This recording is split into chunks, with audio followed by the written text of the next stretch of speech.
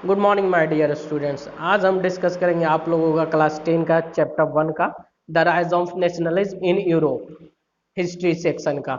चूंकि आप लोगों ने मांग किया था कि सर आप नोट्स के थ्रू ही एक्सप्लेन कीजिए, तो आप लोग की मांग पर ही अब जितना भी क्लास 10 का मैं वीडियो बनाने जा रहा हूँ वो मैं नोट्स के थ्रू ही एक्सप्लेन करने जा रहा हूँ। ठीक है, तो आप लोग गौर से देखिएगा और समझिएगा। शुरू करते हैं। विजुअल फर्स्ट टॉपिक है विजुअलाइजेशन ऑफ फेडरिक सेरियो। ठीक है, फेडरिक सेरियो का क्या विजुअलाइजेशन होगा है। जैसा कि आप लोग अपना एनसीईआरटी का बुक देखे होंगे, तो वहां पर आपका जैसे ही आप चैप्टर 1 खोलोगे तो वहां पर आपको एक फिगर दिया हुआ है ना। उस फिगर में बहुत सारे लोग आगे जा रहे हैं, परी बनी हुई है ना। तो इस फिगर का जो मेकर था वो फेडरिक सेरियो था।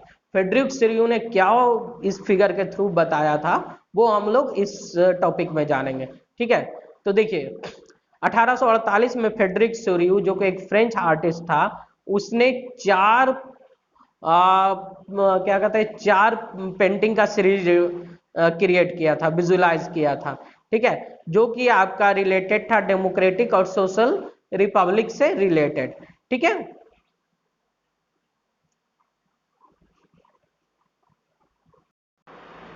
तो देखिए सेकंड पॉइंट है, तो जो विजुअलाइजेशन किया था फेडरिक सेरियो ने, इसमें फ्रेंच रिवोल्यूशन को इसने और लिबर्टी को एक फीमेल के रूप में दर्शाया था। ठीक है, फेडरिक सेरियो ने आपका यूटोपिया विजन दिया था। ठीक है, the peoples of the world are grouped as distinct nation identified through their flags and national costume. तो यूटोपिया विजन के अनुसार इसमें जो फिगर वो बनाया था उसमें जो इसने दुनिया के अलग अलग लोगों को ग्रुप में रूप डिवाइड किया था कि दुनिया के अलग अलग लोग अलग अलग नेशन से हैं। ठीक है, उनके उनका झंडा अलग है, उनका नेशनल कॉस्ट्यूम अलग है। और ये देखिए जो इनका जो चेंजेस हुआ वो आपका नेशन स्टेट के रूप में हुआ। ठीक है, और यहाँ पर आपका यूरोप को मल्टी डायनेसिटी एम्पायर को वो शो किया गया था। ठीक है, इसके अलावा एक मॉडर्न स्टेट जो कि सेंट्रलाइज पावर एक्सरसाइज कर रहा है। ठीक है, इसको डिफाइन किया गया था टेरिटरी के थ्रू। और आपका ये long period of time in Europe में विकसित हुआ था। तो उम्मीद है कि आपका ये विजुअलाइजेशन ऑफ फेडरिक सिरियो का समझ में आया होगा। ये टॉपिक आपका बहुत इंपॉर्टेंट है, आपका ये एग्जामिनेशन में पूछता है फेडरिक सिरियो का विजुअलाइजेशन। नेक्स्ट टॉपिक है आपका the French revolution and the idea of nation. तो फ्रेंच रिवॉल्यूशन क्या था और आइडिया ऑफ नेशन क्या था वो हम लोग जानेंगे। तो देखिए the first clear expression of nationalism come with French revolution in 1789। तो देखिए जो पहला क्लियर एक्सप्रेशन है नेशनलिज्म का फ्रेंच रिवॉल्यूशन में सबसे पहले 1789 ईस्वी में आया था। The political and constitutional changes that came in the wake of the French revolution led to the transfer of sovereignty from the monarchy to a body of French citizen। तो देखिए जो रिवोल्यूशन हुआ था वो आपको ट्रांसफर किया गया था। जो इस रिवोल्यूशन के थ्रू जो मोनार्ची था यानी राजतंत्र था वो आपको कन्वर्ट किया जा रहा था फ्रेंच सिटीजन्स के रूप में। ठीक है, थर्ड है आपका द आइडियाज ऑफ ला पटाया एंड द लिस्टिट्यून emphasise the notion of united community enjoying equal rights under a constitution। तो ये देखिए वहां पर ला पटायर का और ली सिटियोन का आइडिया था। जैसे हम लोग अपने देश को क्या बोलते हैं, क्या आइडिया है हमारे देश में, अपने देश को हम लोग क्या बोलते हैं, भारत माता। ठीक है, तो उसी तरह से इन लोगों का लाभ पटाया था। लाभ पटाया मतलब ये अपने देश को फादरलैंड के रूप में पूछते थे, और लिसिटियन का अर्थ होता सिटीजन, है ना, नागरिक। तो देखिए ये आपको इस पर जोर दिया गया था और इनको जितने भी लोग थे उनको यूनाइटेड कम्युनिटी के रूप में इंगित किया गया था। और सभी को संविधान अगर लागू होता है तो सभी को बराबर का अधिकार मिलेगा। देखिए the state general was elected by the body of the active citizens and renamed the national assembly. तो इस देखिए जो स्टेट जनरल का इलेक्शन हुआ था, जो सिटीजन एक्टिव थे, ठीक है, उनके द्वारा, और इसका नाम फिर हुआ था कौन सा, national assembly. Internal custom duty and dues were abolished and uniform system of weight and measures was adopted. इस दौरान क्या होता, फ्रेंच रिवॉल्यूशन के बाद जो कस्टम ड्यूटी था इंटरनल, जो अलग अलग जगहों पर अलग अलग लगता था टैक्स, तो उसको क्या किया गया था, खत्म कर दिया गया था, और एक समान एक रूपता वाले वेट और मेजर यूनिट को अडॉप्ट किया गया था। A student and other member of educated middle class began setting up Jacobin club। देखिए छात्र और जो मिडिल क्लास के शिक्षित लोग थे, उन्होंने जैकोबिन क्लब का निर्माण करना शुरू कर दिया था। ठीक है,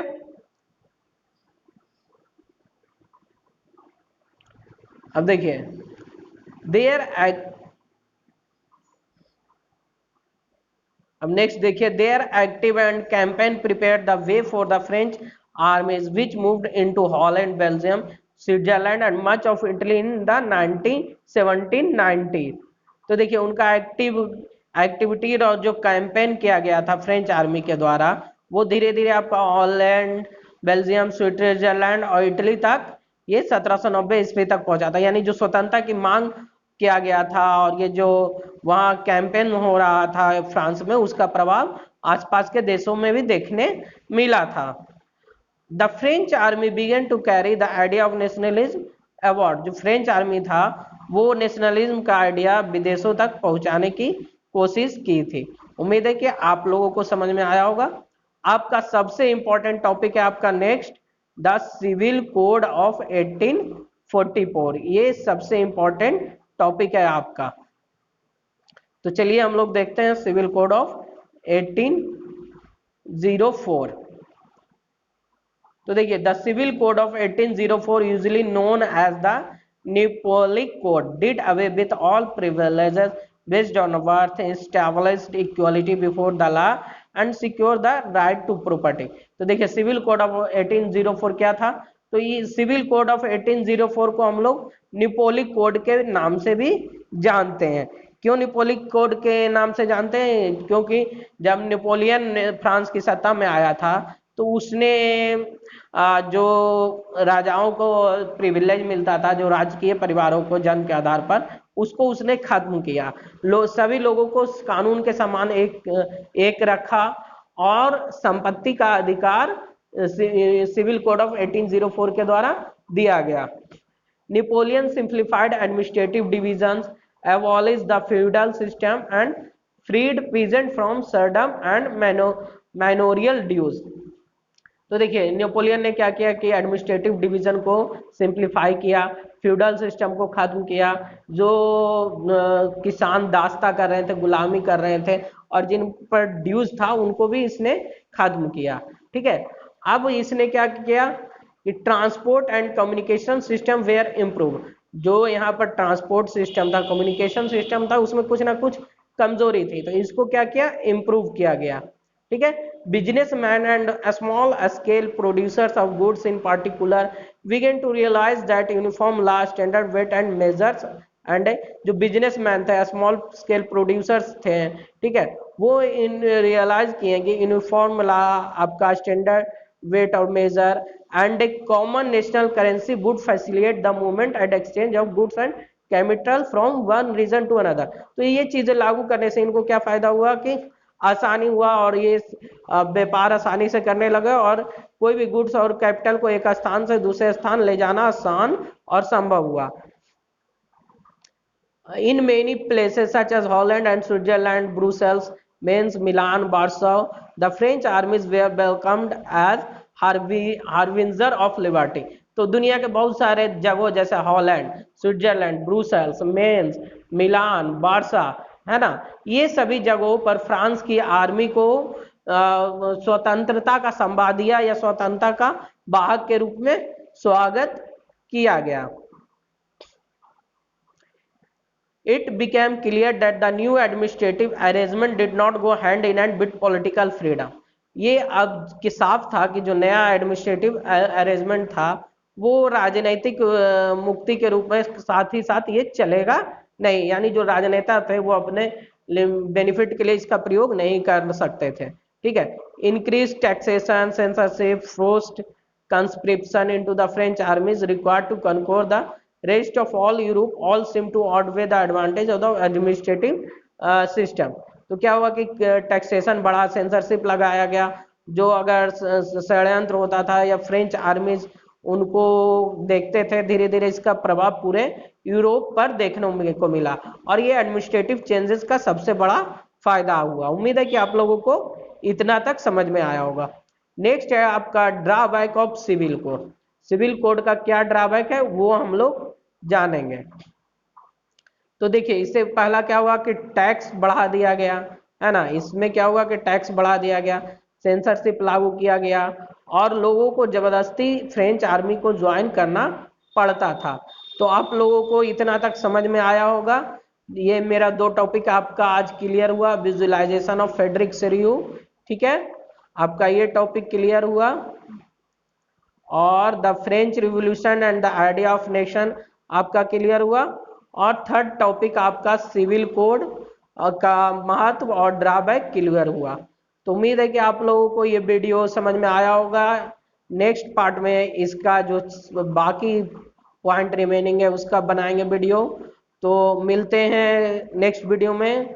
और हाँ, इस वीडियो को जरूर गौर से देखिएगा, क्योंकि ये वीडियो आप लोग के मांग पर बनाया गया है ना। तो अगर कोई भी टॉपिक में कंफ्यूजन हो तो आप हमें मैसेज करके पूछ सकते हैं। मिलते हैं नेक्स्ट वीडियो में, तब तक के लिए थैंक यू और गुड बाय।